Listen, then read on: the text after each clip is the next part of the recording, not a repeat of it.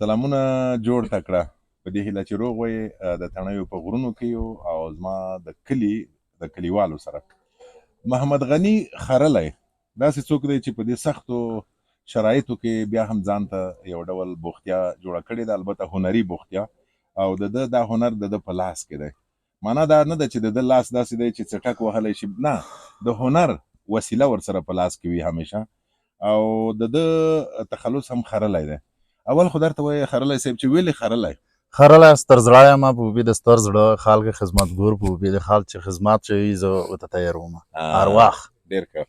او دویمه خبره دا ده چې دغه وسیله ده چې جوړه کړې ده، خو د هېڅ وخت کې خو شرایط لږ څه سره هغه دي که نه سخت دي، دا یې دې پوره د داسې شی جوړ کړی چې څوک یې سره ونه ویني، که یا یې چې دا اسون دی ګرځولي اسون دي، ځکه پیره بجه دې دلته ځي کړي یې خدا داسې وي چې هغه غوټ شی خو نه شه ګرځولی، دا خو په جوب کا ګرځي. خو یې خدا خو دا انداز شی دی، بس جوب ته یې وچوه بره، بس خو هغه بجه دو. تېر ورته مو ته غرنۍ سندرې کړې وې، خو د غرنۍ سندرې په داسې ځای کې وې چې غار نه و، نن په داسې ځای کې نوستي چې غرنۍ سندرې په غره کې ورته وکړې. بالکل. او د هغه د قافیه څومره کار وغله، غرنۍ سندرې په غره کې ورته وکړې. که یې ونه کړې ځون به ګنډېره کړې. واده جګې غرې کاجر یې مړ کړو بلبلې ژوړي چې خالي شول کړانګي.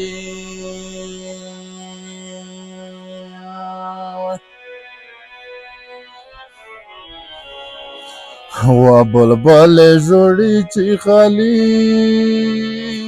شول کړانګوي.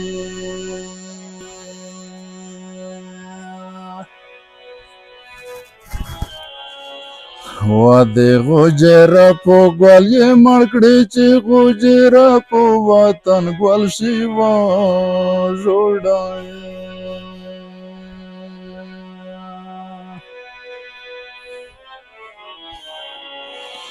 وا چې غوجره په وطن ګل شي وا ژوړی.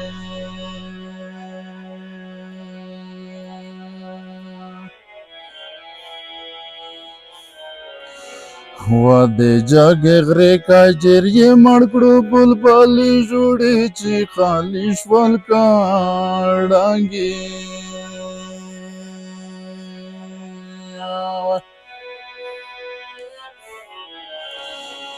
وا بلبلې ژوړي چې خالي شول کړانګوي. لکه شهین در پاسې ګرځم تورو غرونو کې، ورک رانه زړګی دی دا ښایست په شنو باغونو کې. لکه شهین در پاسې ګرځم جګو غرونو کې، ورک رانه زړګی دی دا ښایست په شنو باغونو کې.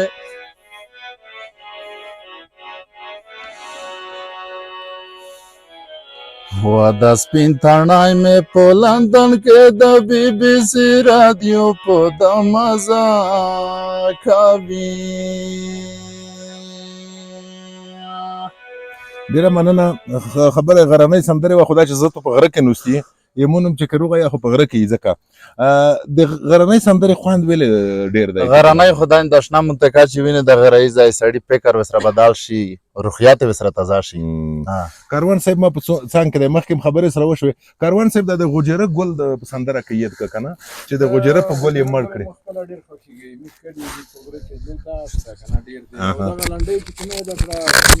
او دا د وبښئ د غوجره د ګل لنډۍ په برکت ته وایي. فکر کې دې فلسفه په چی شي کېدو؟ اول خو د غوجره ګل ډېر ښکلی ګل دی، په دښتې کې هم کېږي، د غرو په لمنې کې هم کېږي، 1 متر نه هم 3 متره یې پرې راجګېږي که نه، او ډېر ښکلي ګلونکو. دغه سندره چې خرلي صاحب وکړه، موږ خپله د ډېر ماشومتوب نه مې زړه وسلګېدلی دی، او باور وکړه چې ده وکړه مو ته زړه هم راغله. دغه د غوجره په ګل یې مړ کړې چې غوجره په وطن ګل شي وژوړمه.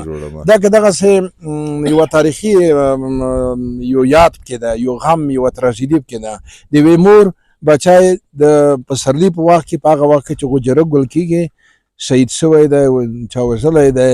نو بل موسم چې د غوجره د ګل رغلی دی، بل پسرلی، نو دا لنډۍ ویل شوي ده چې د غجره په ګل یې مړ کړې، یعنې د غجره د ګل په موسم یې مړ کړې، هغه موسم چې غجره ګل کېږي، چې غجره په وطن ګل شي وژړمه. نو طبعا هغه خاطرات، هغه تراژیدي، هغه خامخا دې ته ذهن کې ورځي، ځکه چې دا داسې یوه ډېره تراژیدي لنډۍ ده. بله. خو په دې وطن کې جنګونه وو، د ځواکونو زبر ځواکونه راغلي وو او د خلکو سره جنګېدلي وو، زموږ خلکو قربانۍ ورکړې دي. اوس چې په هېواد کې امنیت دی، په دې هیله چې دغه مرګونه پای ته ورسېږي. نو مننه، روغ اوسئ.